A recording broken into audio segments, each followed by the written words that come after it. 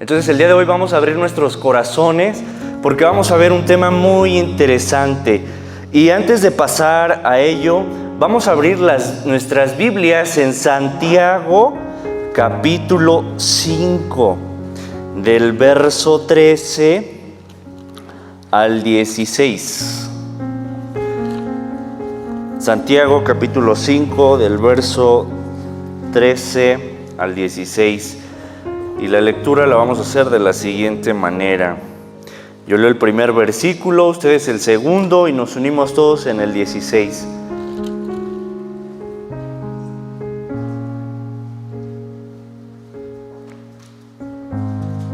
¿Ya lo tienen? La palabra de Dios dice: ¿está alguno entre vosotros afligido? Haga oración. ¿Está alguno alegre? Cante alabanzas. ¿Está alguno enfermo entre vosotros? Llame a los ancianos de la iglesia y oren por él, ungiéndole con aceite en el nombre del Señor. Y la oración de fe salvará al enfermo, y el Señor lo levantará, y si hubiere cometido pecados, le serán perdonados.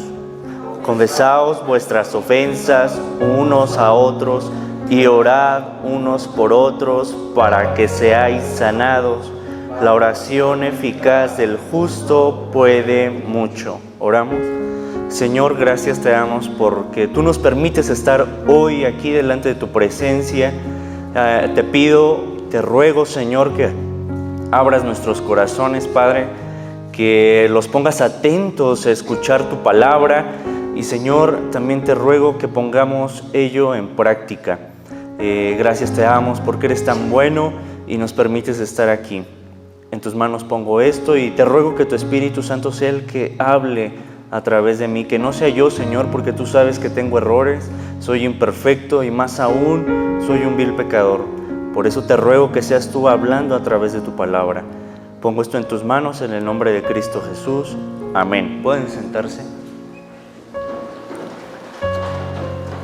Vamos a poner atención al siguiente audio.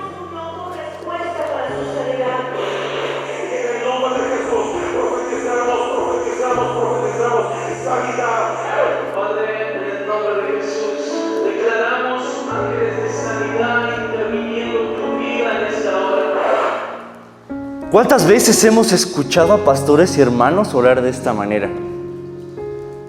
Y luego más aún en estos tiempos. Hay demasiados enfermos, sí, lo sabemos.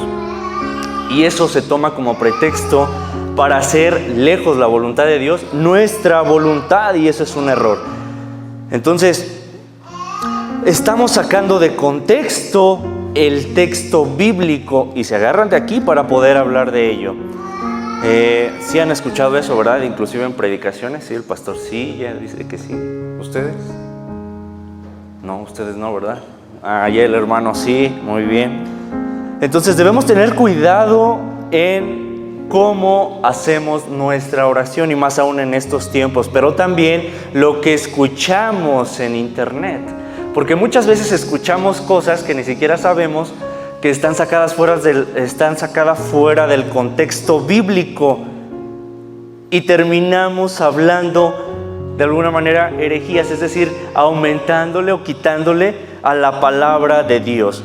Entonces, en esta etapa de la pandemia debemos tener cuidado en cómo oramos para evitar descontextualizar la palabra de Dios. Entonces, antes de ver este texto, vamos a ver tres cosas muy importantes y que son necesarias que ustedes entiendan para poder entrar a lo siguiente. 1. Pablo le está enseñando a Timoteo la necesidad de interpretar las Escrituras con extremo cuidado. Dice la palabra de Dios en 2 de Timoteo: procura con diligencia presentarte a Dios aprobado como obrero que no tiene de qué avergonzarse, que maneja con precisión la palabra de verdad. Entonces, la labor del pastor, la labor de los ancianos, la labor de los diáconos o quienes en ocasiones predican la palabra de Dios es interpretarla de manera correcta. ¿Y esto qué quiere decir?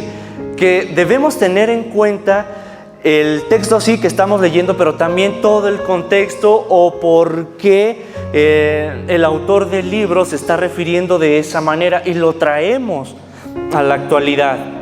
Entonces, porque se enseña la manera en cómo piensa Dios, esa es la verdad. O sea, nosotros debemos tener mucho cuidado porque estamos enseñando la manera en cómo piensa Dios y no la manera en cómo nosotros pensamos. Porque si lo hacemos de esa manera, recuerden que nosotros somos pecadores, nosotros tenemos fallas y el único y verdadero que tiene ese conocimiento, ¿quién es? Es Dios. ¿Sí? Entonces, todo texto de la Biblia puede ser malinterpretado.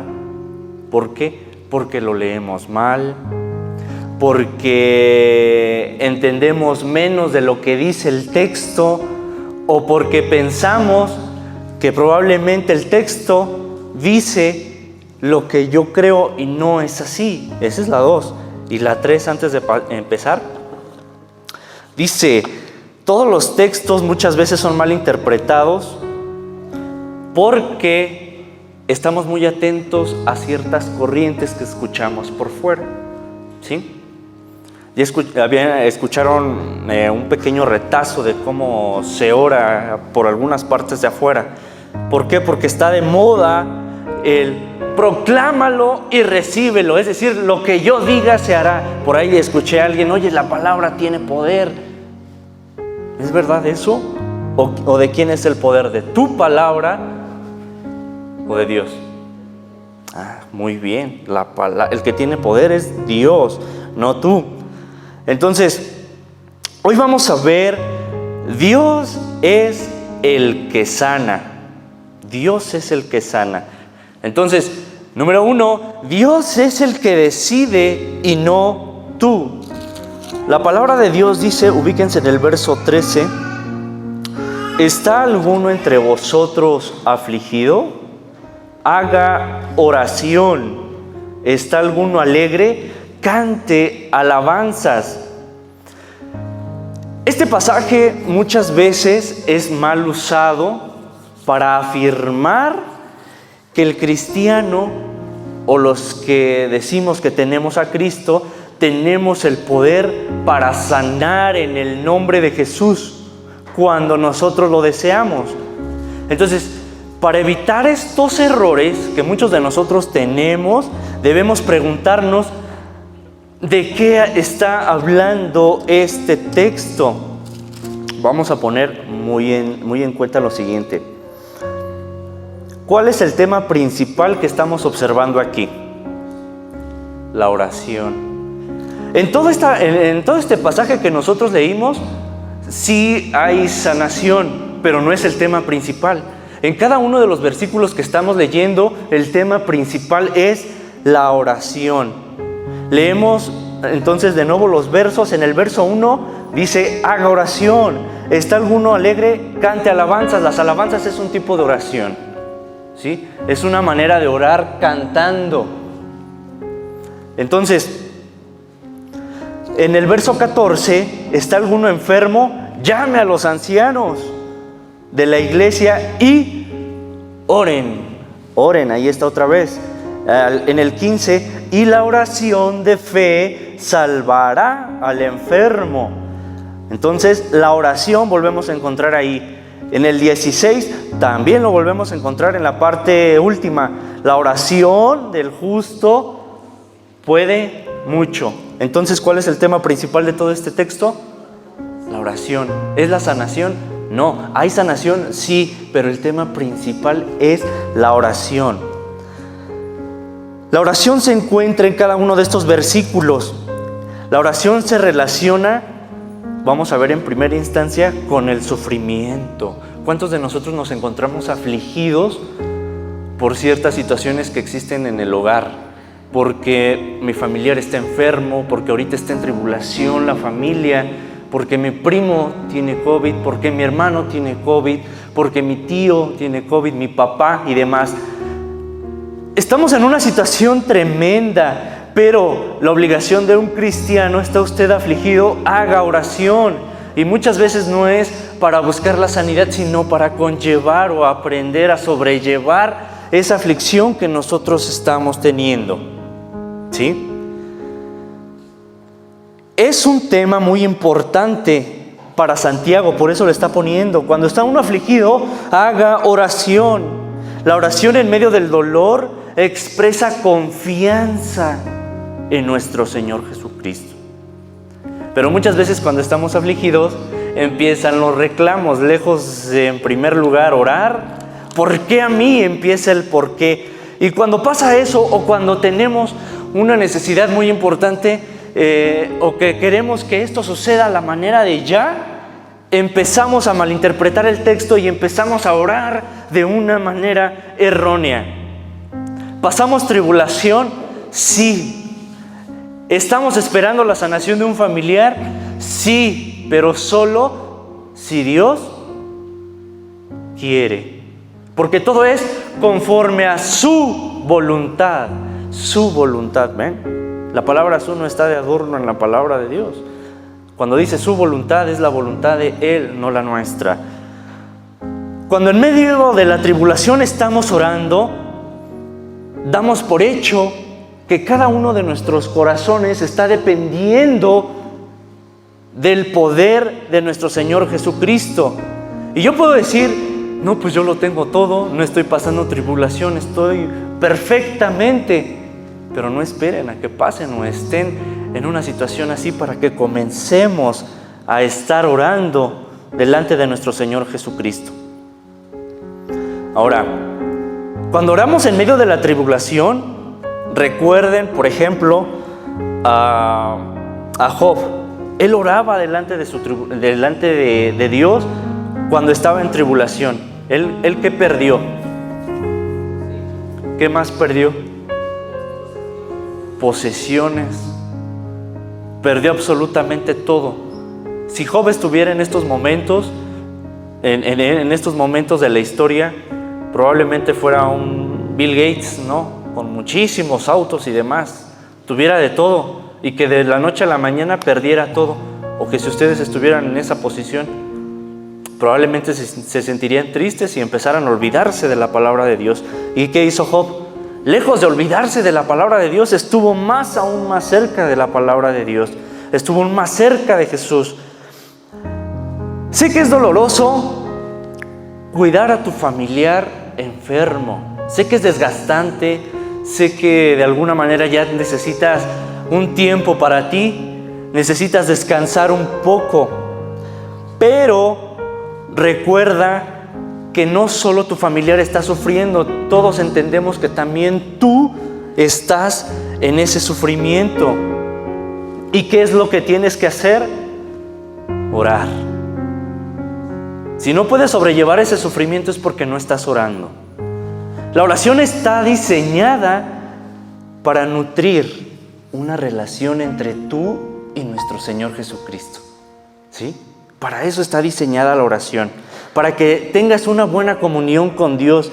Y no es tanto para decir: dame, Señor, necesito esto y ahora lo que sigue, lo que sigue y lo que sigue. No. La oración también está diseñada para que tú tengas una buena comunión con Dios. También para eso está diseñada la oración. Ahora, Santiago nos está instruyendo a orar en casos de enfermedad, pero también nos está llamando a orar con fe, porque el hecho de que la oración sea un instrumento para estar en comunión con Dios, si no tengo confianza en Dios cuando estoy orando, pues mejor no ores. Si no estás, si en tu corazón no está esa confianza o esa seguridad de que Dios te está escuchando, pues ¿para qué oras? Yo voy a orar porque me dijo mi papá, los jóvenes. A ver, ya te toca orar. Ay, ahí van a hacer los gestos. O la esposa: Jonathan, a ver, usted, Jesús, o Jesús, así nos dicen, a orar. Entonces, o al revés, Yarlet, ponte a orar. y empezamos a hacer gestos, o vemos que el esposo empieza, ya va a empezar a orar, y nos alejamos o no queremos involucrarnos en la oración. Ese es otro error. Entonces, nuestra oración debe estar sujeta a los designios de Dios y no a los míos, aunque siempre quiero lo mío, ¿verdad? Siempre es así. Siempre quiero lo mío y no a los designios de Dios. El creyente debe orar. En el verso 13, en la última parte, ¿está alguno alegre? Cante alabanzas, ¿sí? Y no quiero ofender a nadie, ¿no? Pero a veces hemos notado, hay un coro o es un himno, ustedes me van a decir, una canción que va: corazones siempre alegres. Es un himno, ¿no? Y entonces, ¿cómo debe estar su semblante? Corazones siempre alegres, así como que sienten esa felicidad. ¿Y qué pasa? Corazones hasta enojados lo cantan. Entonces, cuando cantemos ese himno, voltéense a ver y van a ver que eso sucede. Yo me he dado cuenta. Bueno, los que se dan cuenta son los de aquí de alabanza, ¿no?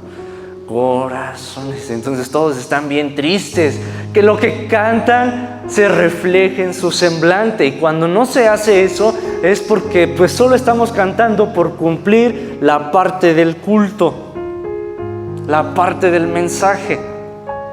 Si decimos que vengo al culto, es porque vengo con un corazón sincero y puro a alabar a nuestro Señor Jesucristo. Pero pues todos venimos enojados a alabar al Señor, todos venimos enojados. Bueno, estoy siendo muy, estoy generalizando, no todos, pero pues sí veo que la mayoría venimos así como que desgastados y demás. Pero debemos hacer el esfuerzo por cantar las alabanzas como si estuviésemos orando, como si estuviéramos elevando una oración a nuestro Señor Jesucristo. ¿Sí? Igual los jóvenes aquí adelante, que cuando nosotros los veamos, ¡wow! Mira cómo cantan. Pero también nosotros no debemos equivocarnos en el sentido de no sobreexaltarlos, es decir, estamos alabando al Señor, ¿va? Ahí debemos tener nuestros ojos puestos en Dios al momento de estar alabando a Dios. Y 2, acepta la voluntad de Dios y no la tuya. Voy a contar una anécdota. Hace mucho tiempo había un hombre ya grande, pero tenía un hijo pequeño. Y este pequeñito, a lo mejor ya escucharon esta anécdota, estaba muy enfermo, estaba en el hospital. Se encontraba en un hospital general. Estaba el bebé agonizando. Era un bebecito muy pequeño, era muy hermoso. Ya los doctores le habían dicho a ese papá: oye, tu hijo no se va a salvar. Tu hijo va a pasar esto, va a pasar con tu hijo esto. Y muchos le decían: deja descansar a tu pequeño, ponlo en las manos de Dios. Si nosotros nos encontráramos en esa situación, ¿lo haríamos? Está muy complicado, ¿no? Déjalo en las manos de Dios y acepta su voluntad. Pero el papá, desesperado por la salvación de su hijo, el padre contestaba: no puedo conformarme con eso, no puedo con dejarle en las manos de Dios a mi niño. Yo quiero que esté conmigo, yo quiero que él viva. Así que seguiré orando. No quiero aceptar esa voluntad de que se vaya mi hijo. No la quiero aceptar. Se realizó el anhelo del papá, pero lamentablemente este papá empezó a mimar demasiado a su hijo. Como Dios le contestó esa oración, lo empezó a sobreproteger, a decirle: sí, hijo, todo lo que el hijo decía, sí, adelante, hazlo, no importa. ¿Y cómo creen que terminó el niño? Las drogas, robando.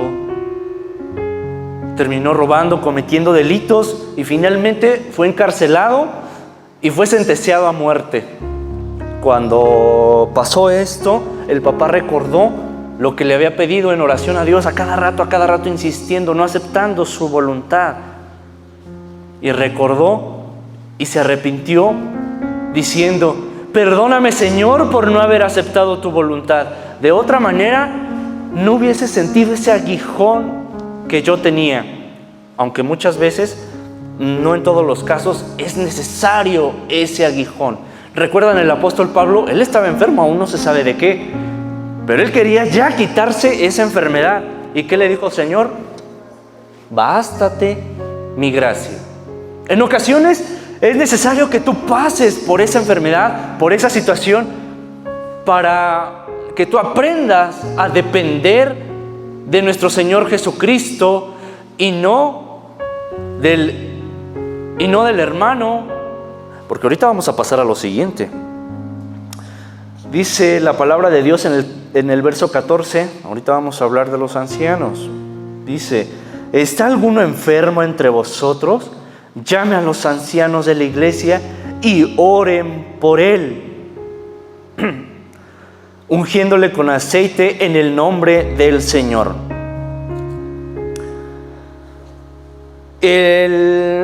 El hecho de que nosotros estemos aceptando la voluntad del Señor, e inclusive el hecho de que nosotros tenemos esa urgencia o tengamos esa urgencia porque nuestro familiar sane, el Señor mismo en el monte Getsemaní dijo: Señor, si es posible que pase esta copa, ¿cómo? Hágase tu voluntad. O sea, Jesús tenía la oportunidad, porque siendo Dios, aún siendo Dios, tuvo la oportunidad de decir: bueno, ya no quiero este sufrimiento. Claro, Él sentía dolor, pero aún así dijo: pero hágase tu voluntad y no la mía. Muchos de nosotros nos encontramos en esa tribulación, pero no queremos que se haga la voluntad de Dios. Quiero que se haga mi voluntad. Y eso es un tremendo error. Entonces, lo que Santiago me está tratando de decir cada vez que vemos esto, o es que cuando veamos una sanación fruto de una oración, esa oración ha sido hecha por alguien que realmente tenía una fe tremenda en Él, ¿sí? No en la oración que Él hizo, porque muchas veces tenemos fe en la oración. Oye, llama al hermano que venga a orar, porque Él tiene el don de sanación. Te sano en el nombre de nuestro Señor Jesucristo. Es algo tremendo. ¿Te sano? Por fin, ¿quién sana, Dios o tú? Muchas veces como que tratamos de obligar a Dios que haga cierta cosa, y no es así. Cuando la oración es contestada, muchas veces en ese momento, muchas veces esa oración es contestada sin necesidad de médicos. Sí, por supuesto, porque Dios tiene ese poder, porque Dios escuchó la oración. Porque el que sana, porque Dios responde a la oración, y no es que tu oración sea la que está sanando. Ahí debemos tener mucho cuidado en llamar a tal hermano para que venga y te sane. No. ¿Eso qué quiere decir? Que tu fe no está en Dios. ¿En quién está? En el hermano o en la persona que supuestamente sana. Ahora, ¿tú puedes orar por ello? Sí. ¿Dios te puede escuchar a ti también? Sí, por supuesto. A los jóvenes. Es que yo soy muy joven, no creo que Dios me escuche. Por ahí escuché una vez: hijo, te toca orar. Y sí lo escuché, y es verdad, porque yo estaba presente. Ora el pequeño y demás, y le dice el papá: a ver, deja oro yo, porque quién sabe si te escuchó Dios, ¿no? Entonces, ahí estamos en un tremendo error. Todos tenemos esa oportunidad de orar a Dios, porque sin fe también es importante. Sin fe es imposible agradar a Dios. Todo lo que hagamos sea con fe, ¿sí? Empezamos a orar de una manera errónea. Empezamos a declarar, a decretar como si fuera nuestra voluntad y no la de Dios, ¿sí? Ahora, ahí sí, por favor, me puedes poner otra vez el audio, porque es lo que está pasando, y pongan atención, porque muchas veces nosotros lo hacemos y no nos damos cuenta. A ver, para que no se...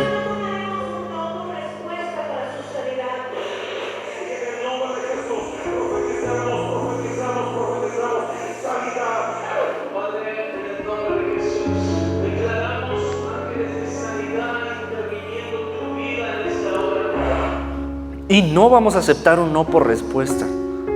Por fin, ¿es la voluntad de Dios o la tuya?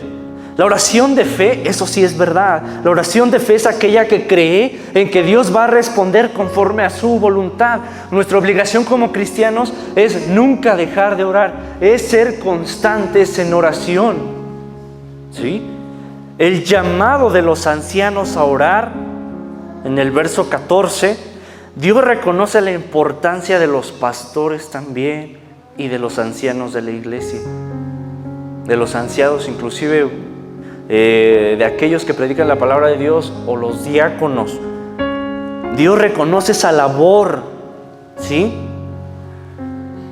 Parte de la función de un pastor y de los ancianos cuando vayan a orar es determinar si hay alguna, pongan atención los ancianos, si hay algunos ancianos aquí, cuando vayan a orar por un enfermo y demás, y ver si en esa enfermedad hay una conexión entre la enfermedad y su vida de pecado del creyente. Es decir, muchas enfermedades son consecuencias del pecado, pero muchas otras no lo son. Es ahí donde la dirección de las oraciones es fundamental. Es ahí donde nosotros tenemos que reconocer el porqué del hermano o por qué la situación del hermano. Entonces se debe ser muy inteligentes para saber cómo orar y de qué manera orar, ¿sí?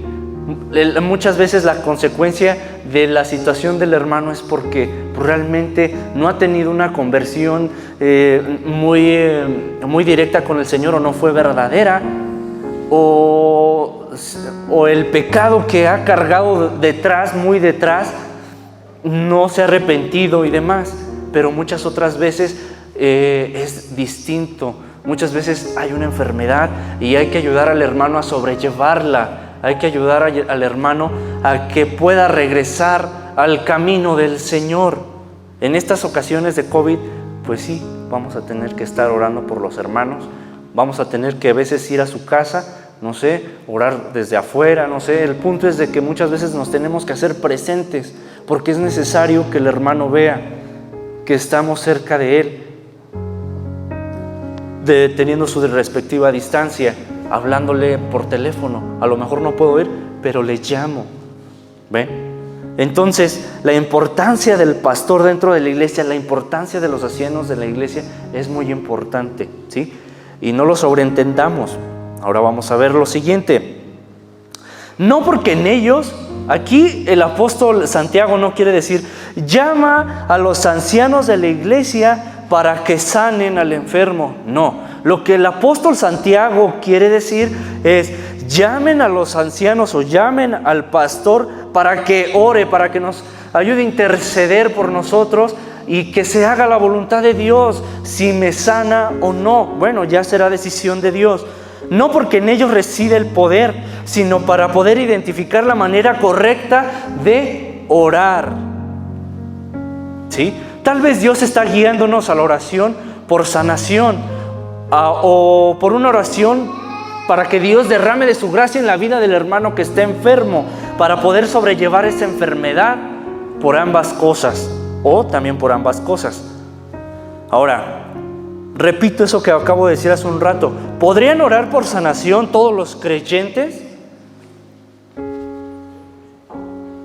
Todos somos hijos de Dios. Bueno, aquellos que hemos creído fielmente en la palabra de Dios y que tenemos a Cristo en nuestro corazón. El texto nos manda a orar unos por otros. El enfermo mismo debe orar, pero los ancianos deben ayudarlo a entender, a encontrar la voluntad de Dios para saber cómo poder orar. ¿Ven que también los ancianos y los pastores tienen una tremenda responsabilidad? ¿Sí? La función del aceite. Vamos a ponerle aceite para que sea sanado. ¿Es correcto eso? A ver, ¿qué pasa si yo llego? Pastor, únjame con aceite aquí. Me siento muy enfermo. ¿Creen que el pastor lo va a hacer? Ya dudaron, ¿verdad? No duden. No lo va a hacer. Porque estamos depositando la fe ¿en qué? En el aceite. Y no es correcto. A ver, el énfasis del pasaje no está en el aceite, sino en la oración. ¿Sí? Mucho antes en la antigüedad, algunos usaban el aceite como algún remedio casero, creyendo que poseía propiedades medicinales, pero no hay evidencia de que el aceite tenga propiedades medicinales o que sane al enfermo. No, el aceite no sana al enfermo, ¿sí? Pero es que a mí, mi mamá me daba una cucharada de aceite para limpiarme el estómago. A ver, no confundamos, ¿sí? Ahora, si realmente el aceite tuviera propiedades medicinales, pues ¿para qué llamamos al pastor? ¿Para qué llamamos a los ancianos? Pues ahí tengo mi aceite y pues yo mismo me unjo. No, pues el aceite es el que sana. Pero no, el aceite no servía para eso. El aceite sí fue usado, pero para consagrar a Dios. Esa es la función del aceite. Consagrar es apartar. Cuando no se unge en aceite se refiere a una acción física, pero con un significado simbólico. Esa es la palabra, tiene un significado simbólico. En la medida que ellos oran, sí se va ungiendo al enfermo de manera simbólica, que la persona sepa que está siendo consagrada a Dios, para que sea Dios quien se encargue de hacer lo que tenga que hacer. Primeramente perdonar sus pecados y después lo que Dios tenga que hacer con la persona por la cual están orando. ¿Ven? Cuidado con los objetos que nosotros utilizamos y depositamos la fe en ellos, porque eso es tremendo y eso pasa, porque no estamos confiando en Dios sino en el objeto. ¿Sí? Eso no quiere decir que voy a dejar de tomarme un tecito o que no, sino que tu fe sí en Dios, pero teniendo fe en que Dios va a sanar a través de ello. ¿Sí? Es que yo no voy al médico, yo no me voy a vacunar porque yo tengo fe en que Dios me va a salvar. Sí, pero lo que yo te puedo decir es que muchas veces estamos siendo imprudentes, ¿sí? En ese sentido. Yo no vamos a obligar a nadie de que tienes que vacunarte y demás. No, cada uno es responsable de su propia vida, ¿sí? Pero recuerden que nuestro cuerpo es templo del Espíritu Santo. ¿Y qué debemos de hacer? ¿Desecharlo? No. ¿Qué debemos de hacer? Cuidarlo, ¿sí? Último punto, y para terminar, la oración del justo o la oración eficaz del justo puede lograr mucho. Sí, aquel que ha aceptado a Jesús en su corazón ahora es hijo de Dios. ¿Puede interceder delante del trono de nuestro Señor Jesucristo? Sí, por supuesto. ¿Dios te va a escuchar? Sí, por supuesto. ¿Puedes interceder delante del trono y saber que será escuchada tu oración? Porque la oración del justo, un justo, camina en integridad. Y si no eres un hijo de Dios justo, es porque no estás caminando en integridad delante de Dios. Porque por un lado, el pecado nos aleja de Dios, y por el otro, el hombre que camina con Dios tiene mayor facilidad de discernir la voz o la voluntad de Dios. ¿No les ha pasado que a veces releen y no le entienden? O a veces leen un pedacito y piensan que le entendieron, pero lejos de entenderlo sacamos de contexto toda la palabra de Dios. Es porque como no has aceptado fielmente a nuestro Señor Jesucristo, aún no se te ha sido revelado o revelada la palabra de Dios. ¿Ve? Y si estamos en esa posición, yo creo que ya es momento.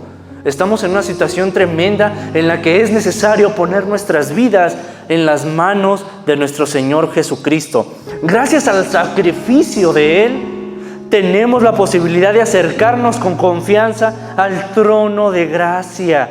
Hebreos dice 14:16, Dios da la certeza de que Él nos oye, ¿sí? En Primera de Juan también lo tenemos en el verso 14, ¿sí?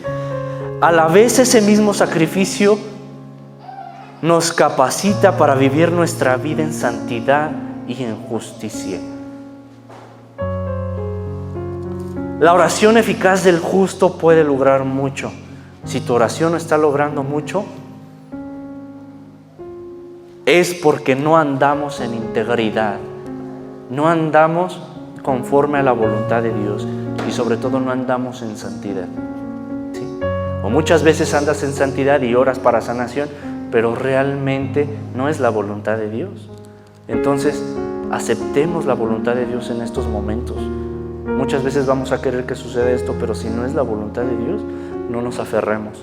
Pero eso no quiere decir que debemos de dejar de orar. Todo lo contrario, aférrate más a Cristo, aférrate más a Dios en estos momentos de tribulación, ¿sí? Aférrate a Cristo. Y si no te estás aferrando a Cristo, es el momento de hacerlo. No esperes a que otra cosa pase y cuando estés en tu lecho digas: oh Señor, cuánta razón tenía tu palabra. ¿Ve? Es el momento de estar cerca de la palabra de Dios. ¿Sí? Vamos a orar. Señor, gracias te doy porque tú eres bueno. Ayúdanos a entender tu palabra todos los días y ayúdanos a aferrarnos a ti, a orar con diligencia, no esperando nuestra voluntad, sino la tuya. Pongo esto en tus manos, en el nombre de Cristo Jesús. Amén.